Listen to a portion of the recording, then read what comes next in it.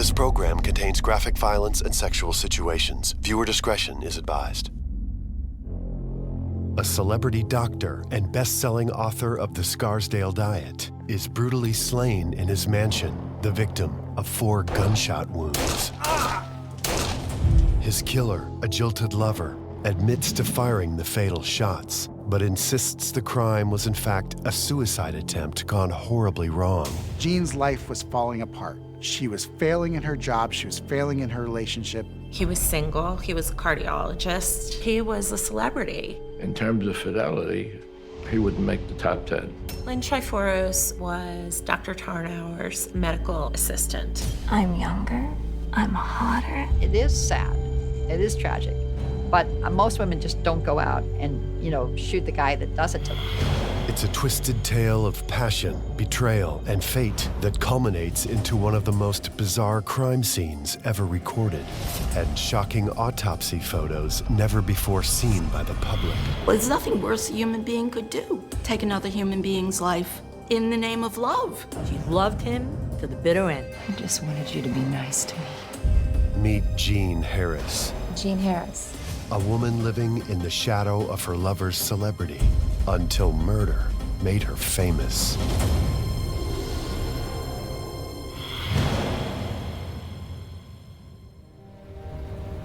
Westchester County, New York, March 10th, 1980. 56-year-old Jean Harris drives through a raging thunderstorm. A police cruiser passes her with lights flashing, and she turns her car around and follows it back to a large, upscale estate. Hurry, hurry! He's been shot! Do you know who lives here, ma'am? Yes, Dr. Herman Tarnower. Hurry! They enter the residence, climb the stairs, and enter the master bedroom, where a man is bleeding from 4 bullet wounds. Hi. I'm gonna need you to stay back, ma'am. What's your name? Jean Harris. How do you know this man? I'm his girlfriend. We're gonna need EMS. Male victim appears to have multiple gunshot wounds. Do you know who did this? Yes. Who? Me.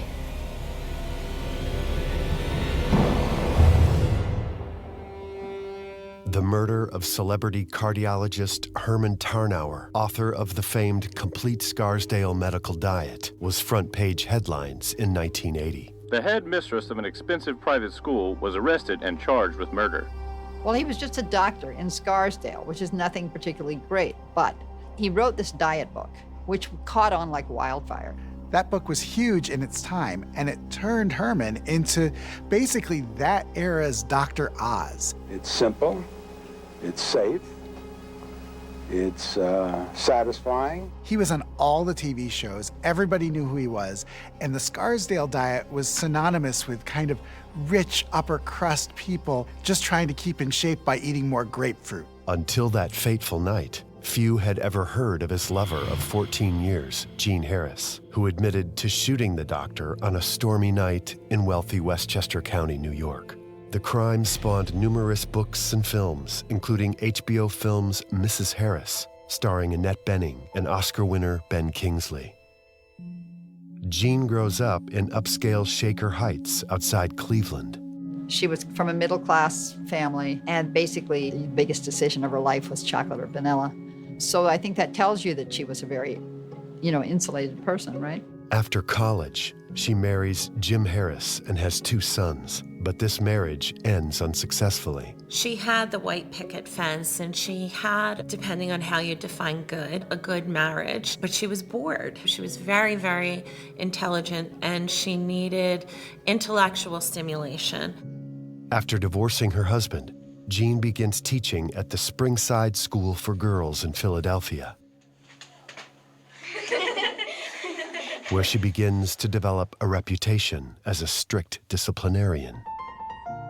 One fateful evening, she attends a dinner party in New York, also attended by renowned playboy Dr. Herman Tarnower. He looks like an Egyptian pharaoh. Exotic, isn't he? Rumor has it that he's endowed with great treasures, if you know what I mean. Oh,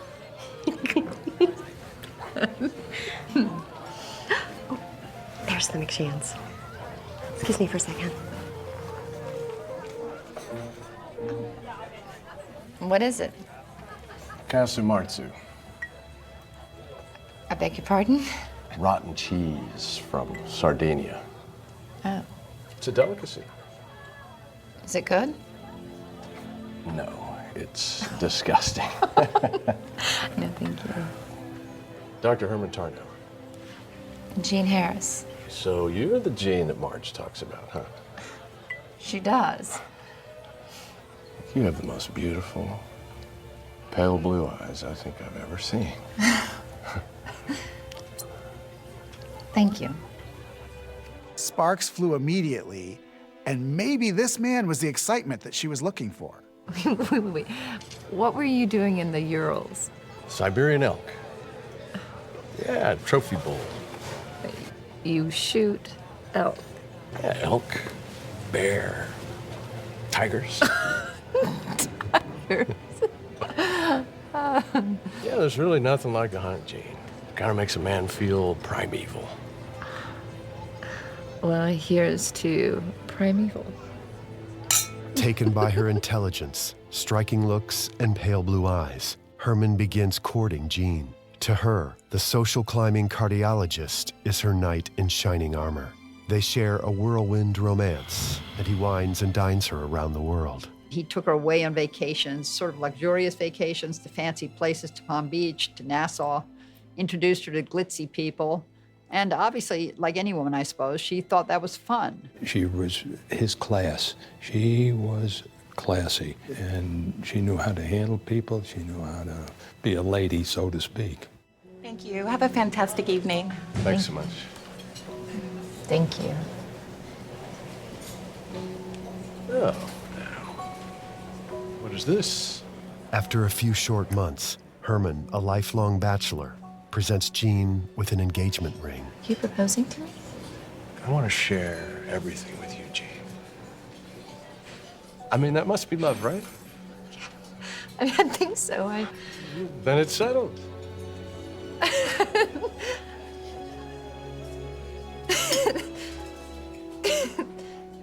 She thought she was going to get engaged to him and married to him. He did give her a big diamond ring, but it never went any further.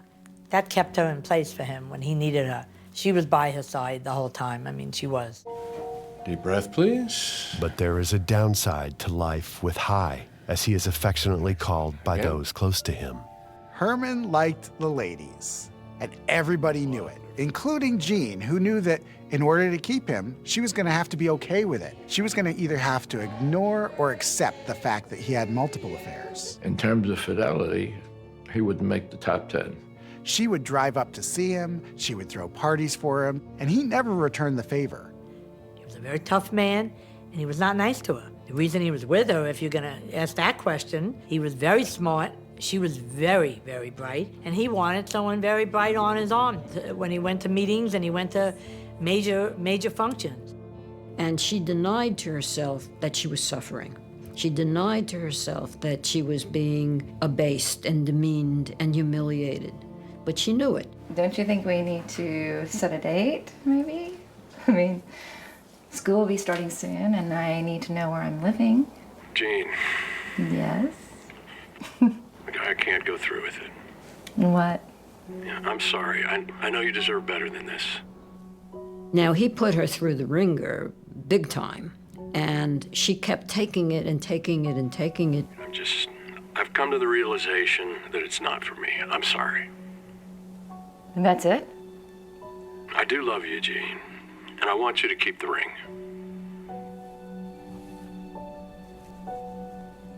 But surprisingly, Jean continues her relationship with Herman even after he ends the engagement, allowing Herman the freedom he desires. She was so in love with him and ultimately wanted him under any conditions. Meanwhile, Jean becomes head of the extremely prestigious Madera School for Girls in McLean, Virginia. The students complained that she was very strict, which of course students generally don't like, and that she had terrible temper eruptions. Make no mistake, ladies, if alcohol is being consumed on these premises, I will find out. And I don't think you're going to like what happens next. Am I in any way being ambiguous? No, ma'am. Kimberly, Yes? come to school without a bra again. I'll have you expelled. But within 2 years, Madera's reputation is suffering, and a performance report recommends Jean's dismissal.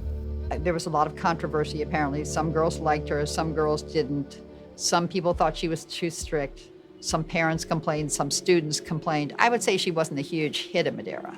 Paranoid and under great stress, she begins doubting her own self-worth. To quell Jean's gradually worsening depressive episodes, Herman, her long-distance lover, liberally prescribes amphetamines and barbiturates for her. He was prescribing her a drug called desoxyn, which on the street you would know as speed, to sort of brighten her day. What in the world was he doing, prescribing these things for her? Nevertheless, you could look at it the other way. What in the world was she doing taking these things? She began the road of taking pills to sleep, to stay awake. It was a vicious cycle. Meanwhile, Jean's being away only fuels Herman's playboy lifestyle. Now, there's a trophy I think I'd like to have on my wall. She's a little young for you, wouldn't you say? Yeah, I guess you could be right. Maybe half my age might be better, huh?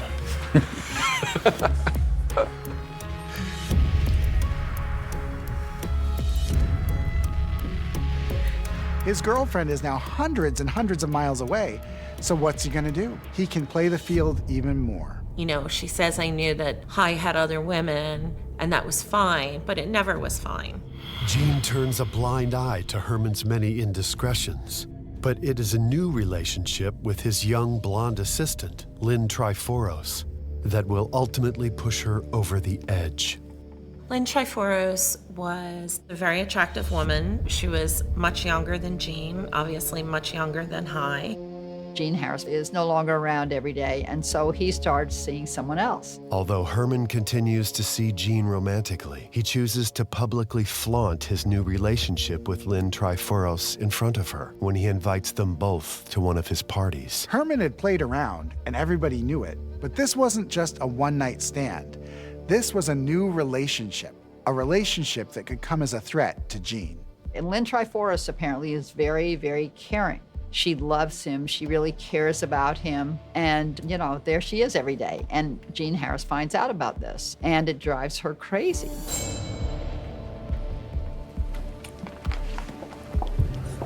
I don't think your being here is appropriate. Why not? Because I'm here. I think you're mistaking me for someone who cares what you think. Take it up with Hy. Excuse me. But Jean still does not break up with Herman. To make matters worse, she lives 5 hours away from the love of her life, toiling away at a school that increasingly devalues her. In her free time, she travels from Virginia to Herman's home in New York to help him write his soon-to-be best-selling diet book. The Scarsdale diet book. She worked on that as a full partner. He figured out the diet, what the grapefruit will do and how it'll burn calories and how it'll reduce fat, but she put it into language. The complete Scarsdale medical diet is published and hits bestseller lists, selling nearly 3 million copies. It was a hit. I mean, everybody had it. I grew up in Philadelphia, and my mom had it. It was wildly popular. And he became sort of a celebrity. When he went places, people recognized him from being on TV shows. So he, became even more sought after. But Jean feels she is minimized in the book's acknowledgments. One of the devastating things that he did to her was not give her the credit that was due her. She thought maybe she'd be credited as a co-author. But no, she just got a name inside the book that basically said, "Thanks for your help." Herman is now a celebrity, a very rich one. He maintains his relationship with Jean Harris, but while she is away at Madera in Virginia, he flaunts his young new girlfriend at social events and in the presence of Jean's friends, publicly humiliating her. He had many dinner parties, and Jean was not invited to them, and Lynn Triforos was invited to them. He used to take her on Christmas vacations, then he took Lynn on Christmas vacations, and then she found out about it. So obviously, she was just very upset about this.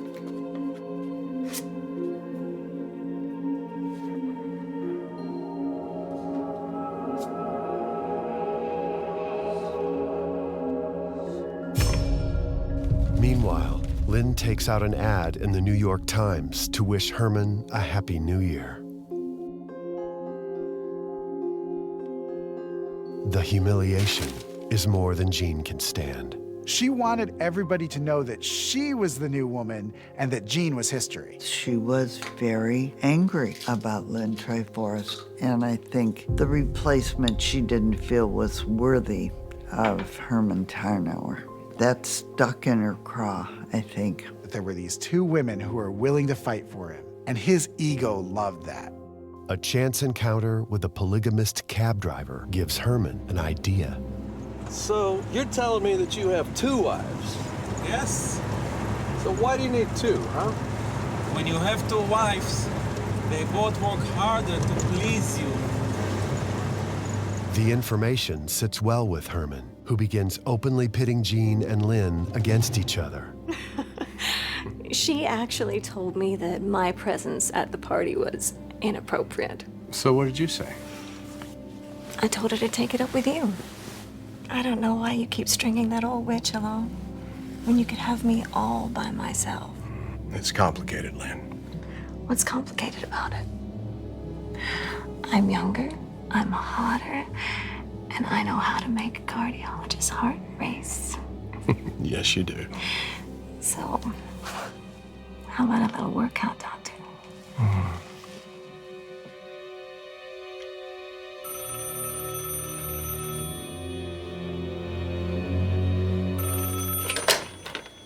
Hello? Lynn begins taunting Jean by calling her at all hours. Hello? Although Jean reciprocates in her own way, the torment is becoming too much to bear. 18 months prior, Jean Harris had purchased a revolver, later claiming it was for her own personal protection. Would you like a quick lesson on how to load and unload it? No, thank you.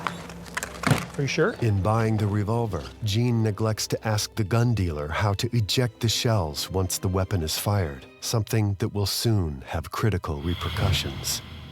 Herman begins to grow bored with the constant battle for his affections.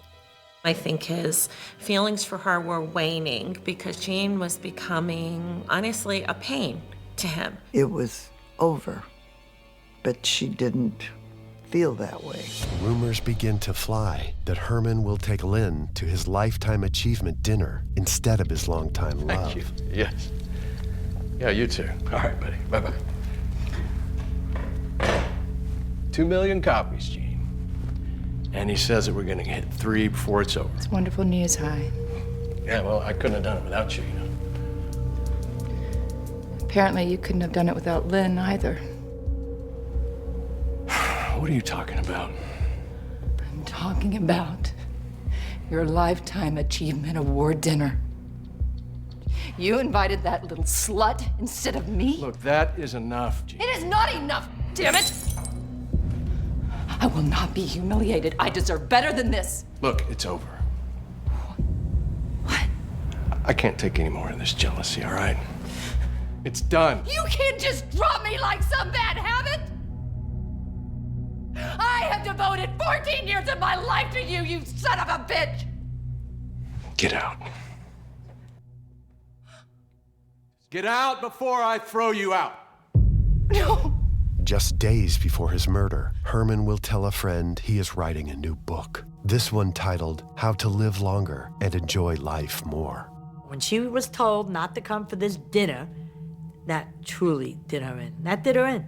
Meanwhile, at the Madera School for Girls, things are going badly for Jean Harris.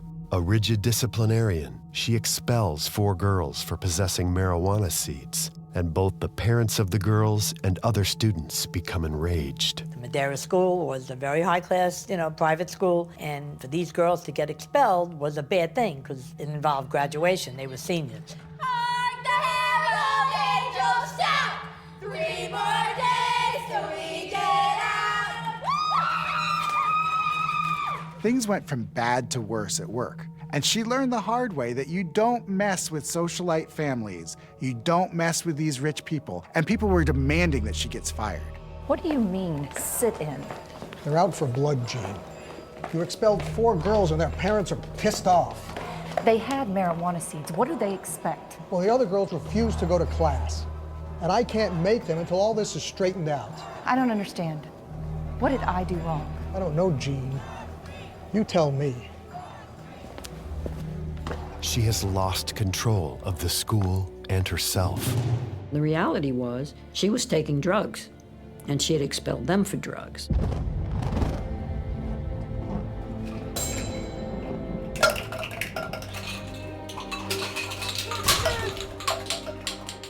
Jean runs out of prescription drugs. Dr. Tarnower had Jean on a lot of medication. You can't just come down off of those medications and stop taking them. And he hadn't sent them. On Saturday, March 8th, Jean writes a letter to Herman and sends it registered mail days later. It will become known as the Scarsdale letter, and its contents, once revealed, will stun prosecutors, the media, and the world. And she sat down and wrote a terrible letter. A terrible, terrible letter. Tells you how bright she was, because the letter was written magnificent. And it was such solid evidence of her insane jealousy of Lynn Triforos. And when you're in love, rationality is out the window, and she was no different. She was madly in love with him. But Jean has second thoughts about the letter and calls Herman on Monday the 10th, begging him to throw it away without reading it the moment it arrives. I made a mistake. When it arrives, just throw it away, okay, please? I'm so sorry. But she knows he will read it anyway, and that is something she is determined to stop. I think that she saw herself through what he might be looking at, which was an aging woman, and I think she took that to every level of her experience. I think it just reached a climax. Jean loads her revolver. She fires a single test round, an act she will regret in the hours to come, when she carries out what she believes is her final act of love and desperation. She brings with her the loaded revolver and a bouquet of flowers. You know, she was clearly very, very upset and very angry. And I guess the tragedy is that she allowed herself to act out her emotions. Jean packs extra bullets and begins her 5-hour drive to Dr. Herman Tarnower. As evening falls, it begins to rain heavily. That night that she drove up, I remember that night like it was yesterday. It was the most horrendous, pouring, terrible night. In her mental state, she was a total disaster. And knowing Jean Harris, this is the way I think she was processing. I'm gonna make a big scene. I'm gonna tell him I'm killing myself. He's gonna say, oh, no, Jean, I love you. And somehow or other, that would bring her back into his heart. Didn't work out that way, obviously.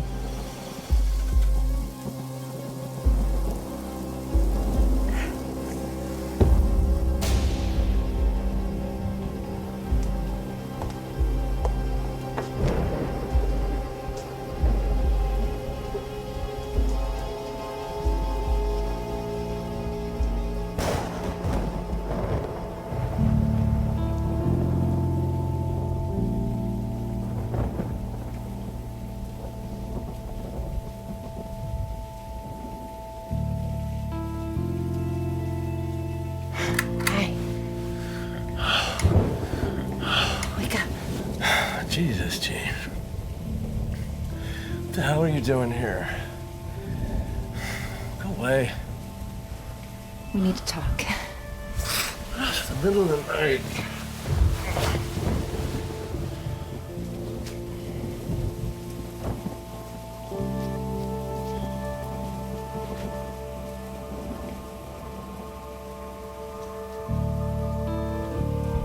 When she went into the bathroom and found Lynn Triforos' nightgown, her hair rollers, her makeup, she went literally berserk. She went crazy.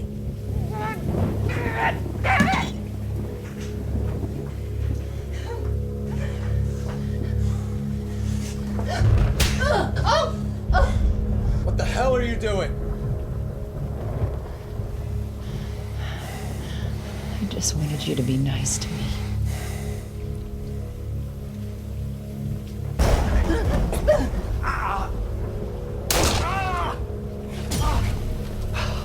Jesus, Jane. You shot me.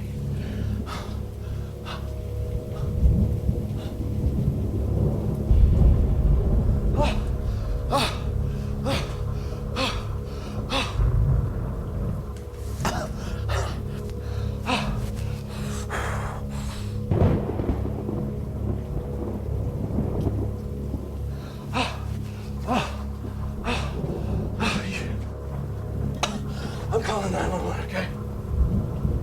911, okay? No one knows exactly how Herman was shot 2 more times. Jean herself would later testify that her memory was incomplete, but ballistics tell a tale. I can give her that first shot could have been an accident. Fine. But when you shoot 2 more shots into him afterwards, that's not an accident. That was on purpose.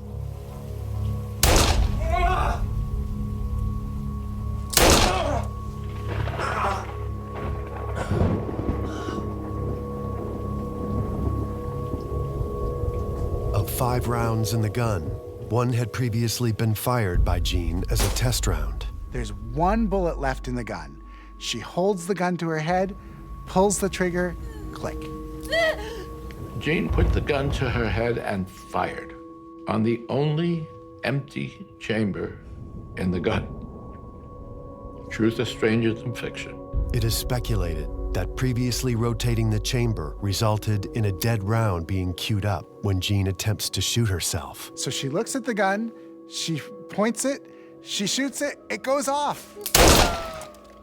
The last live round thudded into a cabinet next to the bed. She put the gun back to her head and pulled the trigger 4 more times.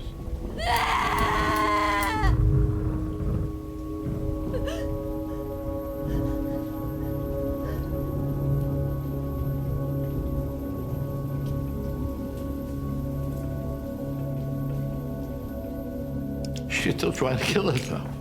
And she's got lots more shells in her pocket, but she doesn't know how to empty the gun. Would you like a quick lesson on how to load and unload it? In frustration, she starts banging it against the tub, hoping that maybe the shells will come loose. And the cylinder fell out. She couldn't get back in. Herman is lying in a pool of his own blood. Jean realizes what she's done and runs out to get help.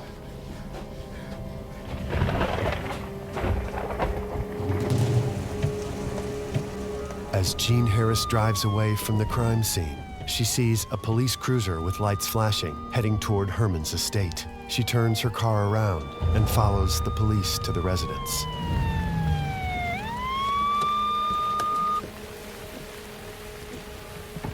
Hurry! Hurry! He's been shot. You know who lives there, ma'am? Yes, Dr. Herman Tarnower. If she was running away, she would have kept going. She went back to the house.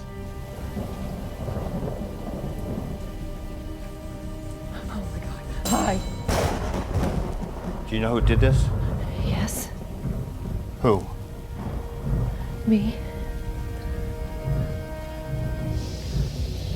I was trying to kill myself.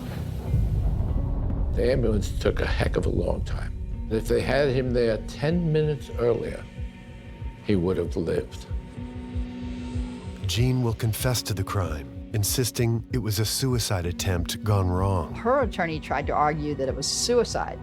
But, I mean, that's a very hard case to make. It's hard to imagine that she drove all that way in order to commit suicide. With her arrest comes a media explosion. The headmistress of an expensive private school was arrested and charged with murder.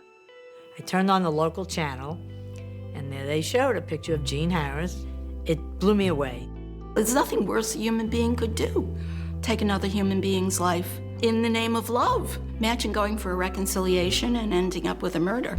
Both tabloids and mainstream press are fascinated by the high-profile crime. This is a rich celebrity doctor in Scarsdale who's shot and killed by a jealous, spurned lover. The media couldn't get enough of this. What follows is a frenzied and morbid fascination in the media as the sordid details of the case unfold.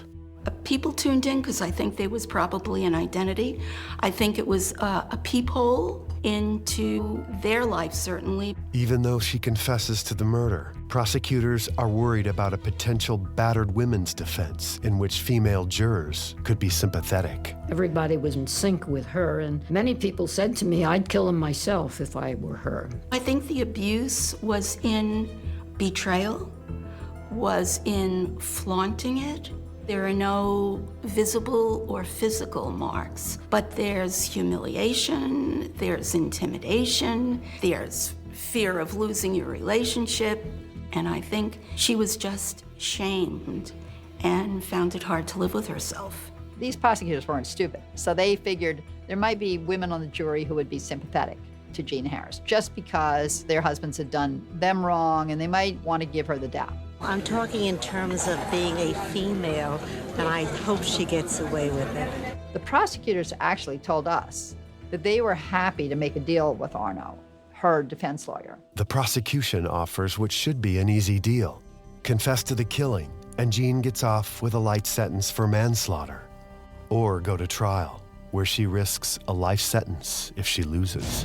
This is not like a small deal. This is like life in prison, okay? That's a big roll of the dice. That's like going to Las Vegas and you're really gonna shoot it all. Jean decides to take her chances with the trial. She insisted on all or nothing. And I think that's a call that's inexcusable, actually. Her intelligence interfered with her dealing with her lawyer.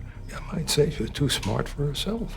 The trial lasts 14 weeks, one of the longest in state history. I went into the trial and I took one look at Mrs. Harris and said, God, this could be my mother.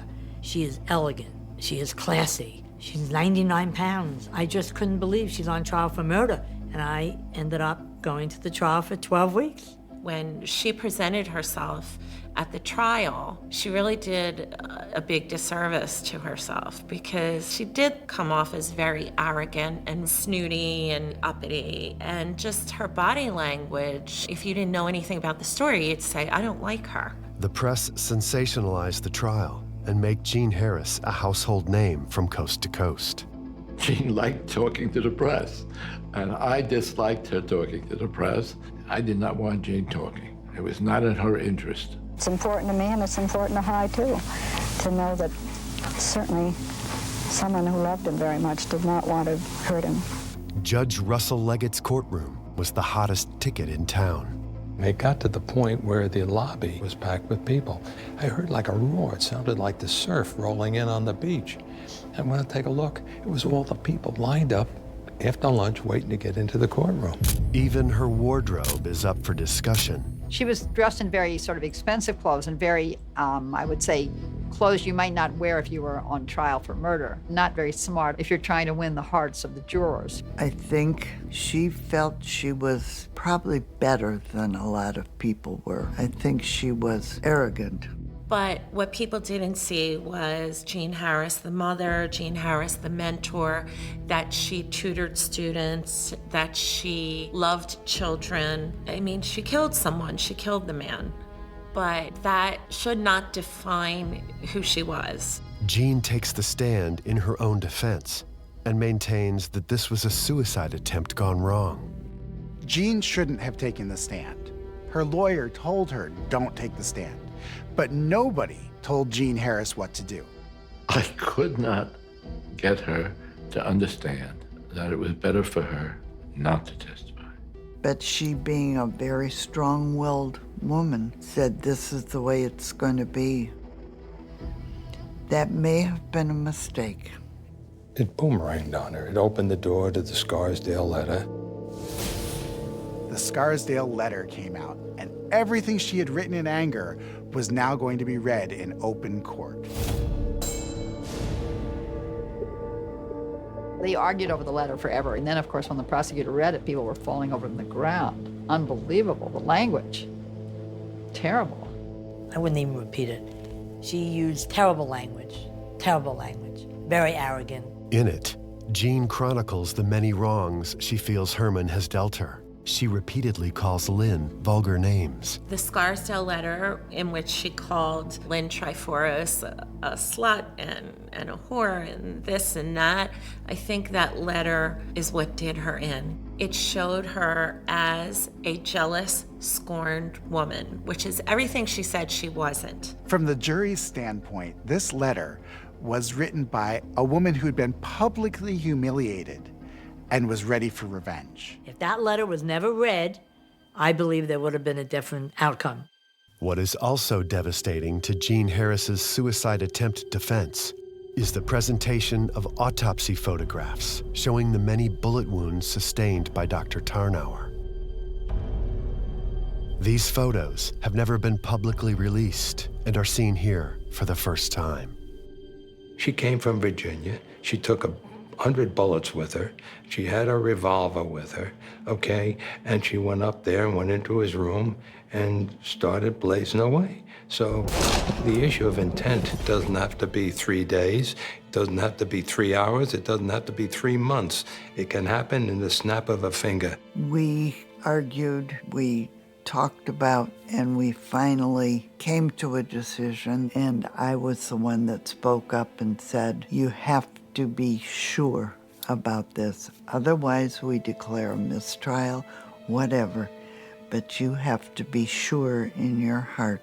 You don't pussyfoot around, and you don't try and say, well, maybe this could happen. Well, maybe this was. No, you have to be very sure. They find Jean Harris guilty of second-degree murder. She was convicted. I was totally hysterical. I just could not believe that this jury put this woman away. But Jean was so protective of Tarnower that she harmed herself at the trial because she was still protecting his reputation. She was just too proud, didn't want to be seen as a woman who had allowed herself to be battered. And she wouldn't allow the drug to be part of her defense. And if she had, it would have been a completely different kind of charge, a different kind of result. I'd say that's the key to her going away for life. It was her arrogance or her stupidity, one or the other. With the guilty verdict, Harris is ineligible to inherit $220,000 Herman leaves her in his will. Jean Harris is confined to the Bedford Hills Correctional Facility for Women in Westchester County, New York, for a term of 15 years to life. At first, adjusting to prison life isn't easy. Jean was never institutionalized the way the other inmates were. She really was kind of an odd duck in that prison. She remained quintessentially Jean Harris. I don't lie and cheat and sleep around or do any of the things that go on around here all the time, but I talk back. She couldn't stand the stupidity in prison that went on. She had no tolerance for it. And in the beginning, she wasn't nice, and they were terrible to her. Then she gave in. She said, well, look, I'm here for 15 years. I might as well just accept it. And then people got to like her. And she did unbelievable wonders in the prison. She becomes, in essence, the headmistress of Bedford Hills. Jean did incredible things there. Made tapes for women to send home to their children. And she also created a nursery for the newborns. Newborn babies who are born while the mother is in prison are allowed to stay for a year. So she created a nursery. And she made it her job to establish reading for them, to have visits with their children. Does it make up for taking someone's life? Nothing makes up for taking someone's life, but she did so much good afterward. And that became her life's work. That became her passion. It's ironic that before she killed Herman, that Jean's life was falling apart and that she was failing in her job, she was failing in her relationships. And once she went to jail, she started creating these programs, creating a nursery in the jail, all these things that were a success, that really did make a difference, and a positive difference in people's lives. Many women, young mothers especially, are being sent to prison for minor nonviolent crimes. My reason for being here is to speak in behalf of their children, especially their infants. I wrote, letters on behalf of her. I said, she's done her time. I said, she's not a threat to anyone except the one she's got rid of. Women's rights groups champion her cause, and after 12 years in prison, Governor Mario Cuomo commutes her sentence and she is released in 1992. She had 3 heart attacks in prison, and I wonder if those drugs had anything to do with it. And finally, Mario Cuomo gave her clemency, finally. She had no place to go. She came to me. She lived in my house. My housekeeper, we took care of her. After she was released from prison, it's almost like the society pages welcomed her back with open arms. She is interviewed by Barbara Walters and others. Barbara Walters became a good friend of hers. Joan Rivers interviewed her. Joan bought her a golden retriever. Everybody who met her loved her, which is unbelievable. People just adored her. I went to a party at Kurt Vonnegut's house with her and all the beautiful people in the Hamptons. And she was the star of the show, you know, somebody who just got out of prison. It was a big deal. Everybody wanted to be there and be around her. And in 2005, Jean's story is made into an HBO film, Mrs. Harris, starring Annette Bening and Ben Kingsley. For 20 more years, Jean will stick to her story of suicide gone wrong. What was your plea? Did you say I did it? Never, no. I was certainly responsible for High's death. If I hadn't gone there, he might still be alive today. On December 23, 2012, she dies of natural causes in an assisted living center in New Haven, Connecticut, at age 89. She never wanted to be pitied, and she did some really great things, and I don't think she should be remembered solely as the Scarsdale Diet Dr. Killer. And in fact, if you look at her story, she's not a role model for women because she was basically Tarnower's doormat for all those years. No, I certainly don't think she has a legacy. I don't think there's anything about Jean Harris to emulate. I don't think it's good to kill people, even if they've stood you up or whatever, or dumped you for a younger woman. Was Jean Harris the victim of an abusive and adulterous lover, as feminist groups who champion her contend? Or was she, as the media painted her, a woman scorned who was determined to snuff out the life of an innocent man? It's Dr. Tarnower she didn't talk about. If you mentioned his name, she would cry. She loved him to the bitter end. She did. I'm thinking about him constantly. It's one of the reasons I don't care if I get out, actually. She told me directly, you know, I still love him. So it was really a kind of fascinating, sad, tragic story. The tragedy is we all know many women this has happened to. And it is sad. It is tragic. But most women just don't go out and, you know, shoot the guy that does it to them. She did. That's the difference. The debate continues to this day. What she was looking for was excitement and interesting people and intellectual equals, and she found it in Herman Tarnower. And then she killed him.